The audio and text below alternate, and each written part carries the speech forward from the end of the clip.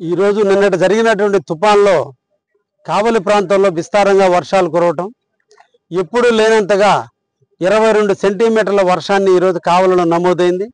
ఈ సందర్భంలో వివిధ ప్రాంతాల్లో ఫ్లడ్లు ఎక్కువగా రావటం, దాదాపు ఉదయగిరి నియోజకవర్గం నుంచి కానీ కందుకూరు నియోజకవర్గం నుంచి వచ్చేటటువంటి వాటర్ అంతా కూడా కావలి మీదుగా సముద్రంలో కలిసేటువంటి పరిస్థితుల్లో సముద్రానికి దగ్గరగా ఉన్నటువంటి ప్రాంతాల్లో వివిధ ప్రాంతాల్లో కొంత పంట పొలాలు మునకతేలటం, అయితే అదృష్టం కొద్దీ పంట పొలాలన్నీ కూడా నిరుపయోగంగా ఉండబట్టి ఎటువంటి నష్టం కూడా జరగలేదు.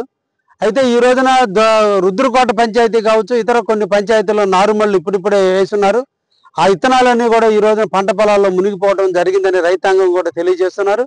ఈ సందర్భంగా వారికి కూడా హామీ ఇవ్వడం జరిగింది. అగ్రికల్చర్ అధికారులు వచ్చి మా నారుమళ్ళన్నింటినీ కూడా సందర్శిస్తారు, జరిగిన నష్టాన్ని కూడా గుర్తించి ప్రభుత్వానికి నివేదికలు పంపుతారు. ప్రభుత్వం తీసుకున్న నిర్ణయం ప్రకారం మీకు అందరికీ నష్టపరిహారం వచ్చే విధంగా ప్రయత్నం చేస్తామని కూడా వాళ్ళందరూ కూడా మాట ఇవ్వడం కూడా జరిగింది.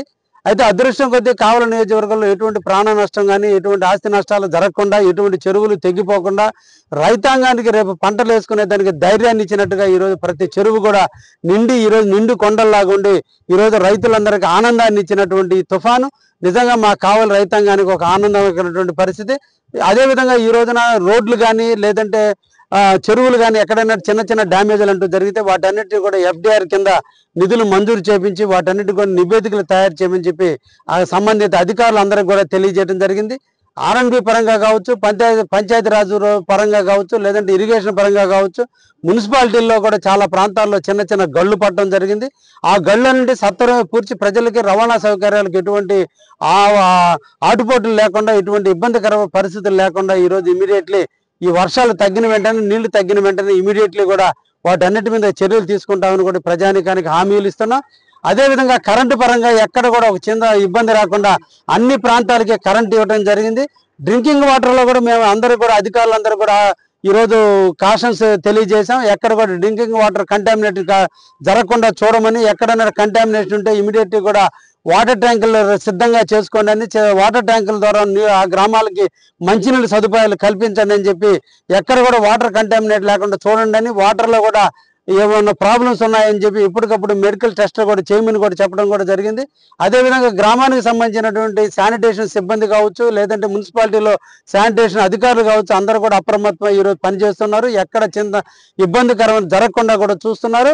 కాబట్టే ఈరోజు కావలిలో ఎక్కడ కూడా ఏ ఒక్క అవాంతరం జరగకుండా అన్ని కూడా జరిగినందుకు అధికారులందరినీ కూడా ప్రత్యేకంగా అభినందిస్తున్నా. ఎప్పటికప్పుడు కలెక్టర్ గారు ఎప్పటికప్పుడు మానిటరింగ్ చేస్తూ రెవెన్యూ అదేవిధంగా అన్ని డిపార్ట్మెంట్లు ఈరోజు సమన్వయంతో ఈ కావలిలో ఇంతటి విపత్తు నుంచి కావలిని రక్షించుకున్నాం అని కూడా ఈ సందర్భంగా తెలియజేస్తున్నా. ఈ సందర్భంగా కావలి నుంచి ప్రజానికానికి అందరికి కూడా మన ప్రాంతం అంతా రైతాంగంతో ఉండేటువంటి ప్రాంతం.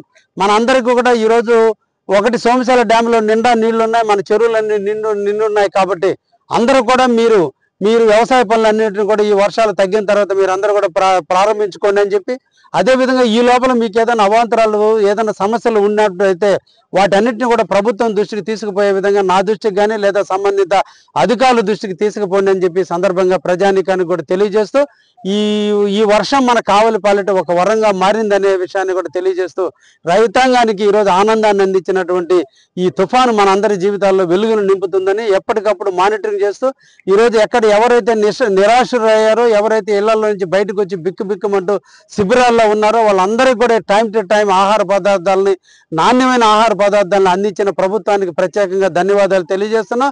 అదేవిధంగా శిబిరాల్లో ఉన్నటువంటి వాళ్ళందరికీ కూడా ఒక్కొక్క కుటుంబానికి 25 కేజీల బియ్యాన్ని, అదేవిధంగా ఒక్కొక్క కుటుంబానికి 3,000 రూపాయల నష్టపరిహారాన్ని ఇచ్చే విధంగా కూడా ప్రభుత్వం ఈ నివేదికలు తయారు చేయమంది. దాని మీద రెవెన్యూ అధికారులు అందరూ కూడా తయారు చేయడం కూడా జరుగుతుంది.